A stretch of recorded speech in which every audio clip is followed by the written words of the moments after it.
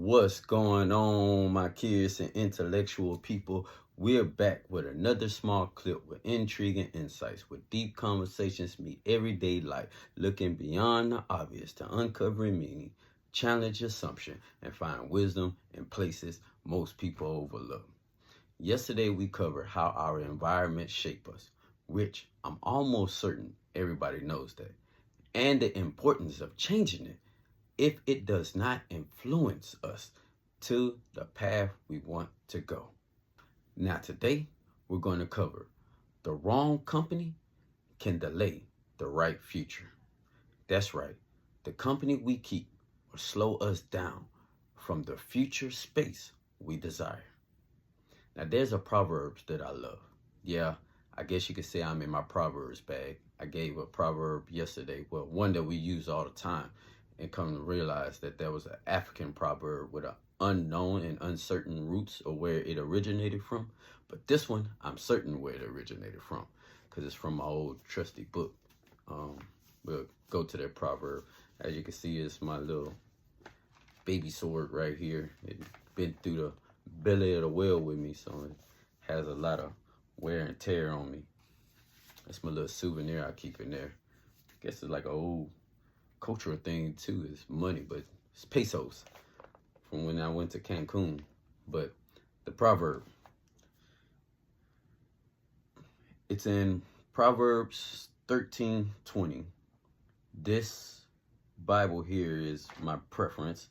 It's HCSB, the Holman Christian Study Bible, and it's one of the more modernized translations to give us a more popular understanding of what the biblical text is. It's not changing any words or whatever. It just switches it and rotates it in a grammatical order that would make it easier to be understood rather than the highly educated version from the King James. But, neither to here or there. So, 13:20. The one who walks with the wise will become wise, but the companion of fools will suffer harm. Now, for one, the first sentence before the comma, the one who walks with the wise will become wise. That is present tense. It says walks with the wise become wise. Then it becomes future tense. So it says when you're presently walking, in the future, you will become wise. So the company of wise people that you're keeping will become wise. Then it goes, but, which is contrary. So it's a contrast.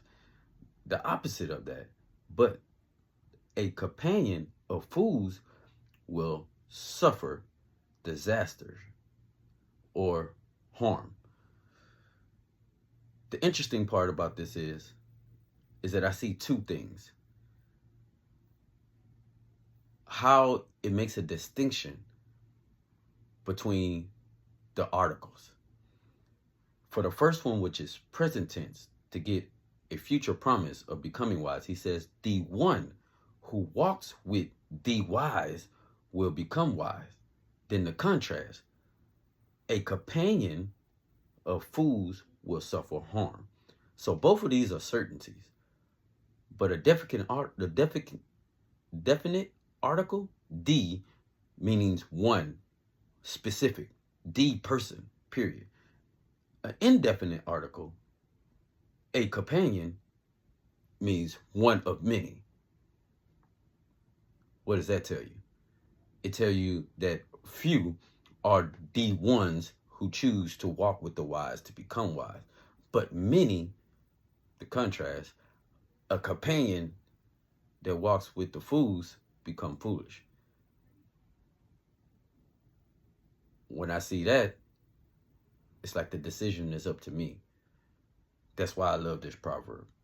It definitely explains two promises that I'm going to achieve: to be with the popular and the most chosen area, to be a companion of company that is not good and become foolish, or to be the one of the few to walk with the wise person and become wise. But anyways, I was using that for today because that is a proverb that set with me very well throughout my Christian walk as far as the company that I keep.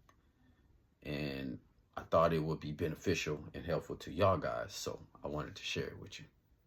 So with that being said, we must be careful of the people that are in our circle, and not necessarily mean that they're going to cause us harm, but just in the sake of the paths are different, unless that's the path that you want to go. But if the path that they're going is not the path that you're going, then honestly, what are we doing here? Because at the end of the day, alignment matters. For example, if you have a car or know anything about your car, it has an alignment. And anytime that alignment is off track, what does it do? It pulls your car in whatever direction that imbalance is at. Not only that, it also put wear and tear on the tire that it's pulling on because it's causing it to rub against the car because the alignment of the car is not in accord to a straight and narrow path. The few wise who walk with the wise. So alignment does matter in our life, meaning that we have to align ourselves with those that are actually going to keep us on the straight and narrow path according to the goals that we're trying to reach here in the future. Other than that, they're going to pull us off and put wear and tear on our selves to the point that we become balding out and we have to be renewed.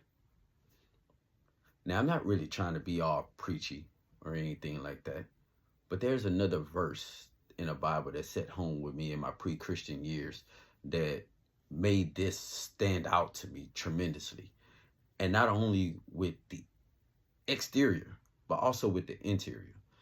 We covered a lot of this on the beginning stage when we talk about your mind, your feelings, your desires, and so forth. So I'm going to pull this one up real quick and get into that one. I didn't mark that one this time, so I'm going to go to it. Fortunately, I do know where it's at. It's really one of the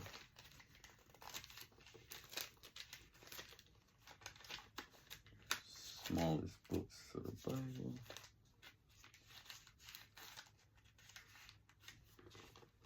At least I thought I knew what it was at. I guess it's been a while. Amos 3:3 is its address in the Bible. And it says, "Can two walk together without agreeing to meet? Unless two people are in agreement, walking together is impossible." Why? We're either going to pull apart or one is going to pull the other in a direction you don't want to go. Now, on the positive side, if it's to one that is not going down a good path, then it's beneficial for them. But if it's one that is not, and it's you, then it's not beneficial to you. So it's very significant to understand the people that we have in our circles, that we spend our time with, that we entertain and bond and become mutual with. Because if we're not having the same goals and purposes, then it's a big possibility that they could be delaying the future that you have ahead of you. Unintentionally, we allow the people that we surround ourselves with to affect our progress. They influence our habits, mindset, energy, and ultimately our success. And you might be saying, it doesn't affect me that much, and I have more control over myself. But studies showed us otherwise. We do not have to act or even agree with the groups ultimately. But at some point in their presence, we will entertain their foolishness. On top of it, we can also reap the consequences of their actions.